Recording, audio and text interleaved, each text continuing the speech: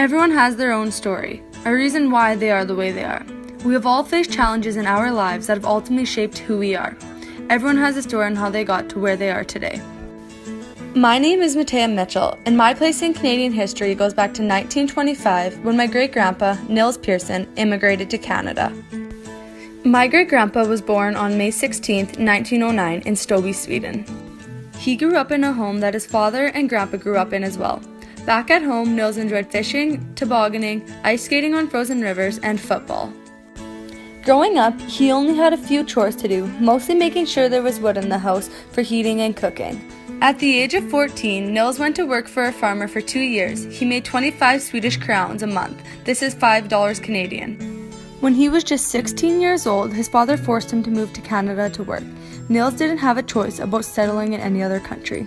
His father had told him he would be back in Sweden in 5 years, but that didn't happen, and moving to Canada meant he had to leave his mother, 3 sisters, and younger brother, which was very hard for him. His father had already been in Canada for a year before he came over. He traveled to Canada by boat and it took 9 days. It was a long, miserable trip for him because he was seasick through the whole thing. He arrived in Halifax, Nova Scotia. From there he took the train to Hearst, Saskatchewan, where he worked and lived on the Olsen farm with his father for 5 years. When Nils arrived, he could barely speak English. He learned English from the Olsens, the people at the farm he was working at. Learning English was difficult for him. At the time of my great-grandpa's immigration, William Lyon Mackenzie King was Prime Minister. Nils moved to Canada at one of the best times, the prosperous 20s. At this time, Mackenzie King was involved in helping Canada's independence, building the country's image, and making great relationships with other countries. Canada was booming at this time because people from all over the world were immigrating to Canada for work and a better life. In the summer of the prosperous 20s, he made $40 a month. In the winter, he didn't get paid as much because there wasn't much work to be done. Nils and his father also made and sold furniture. With the money him and his father made, they bought a half section of farmland and built a house on it. After my great-grandpa and his father bought this land, the Dirty 30s hit. Once the Dirty 30s hit, there weren't many crops, which meant not much work to do.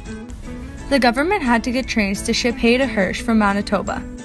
During harvest time though, Nils went and worked for other people in areas with better crops. He made $25 a month, working long, hard hours from 4 a.m. to 10 p.m. This was a challenge for my great-grandpa.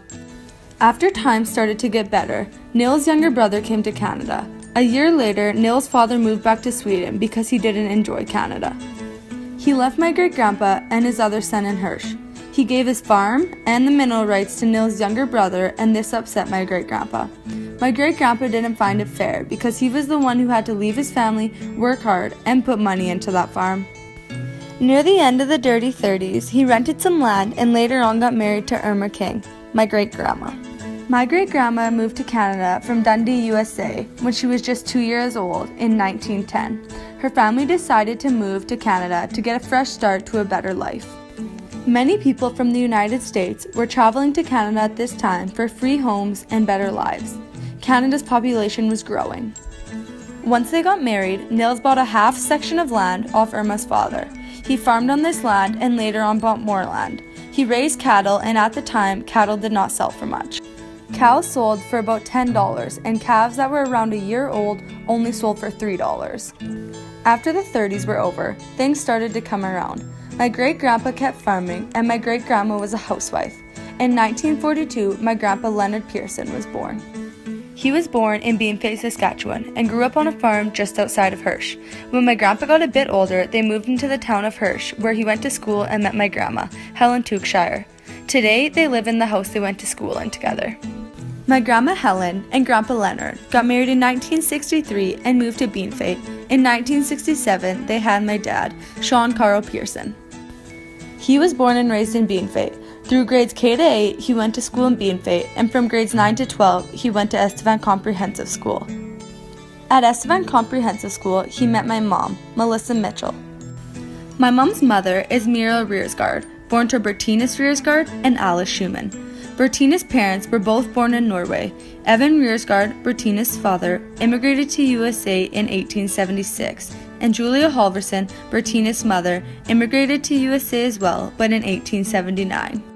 In 1896, they had Bertinus. He arrived to Estevan, Saskatchewan in 1909 and was drafted to the military in July of 1918. but did not serve until 1939 in Kingston, Ontario, Petawawa, Ontario, Sussex, Ontario, and as well as overseas.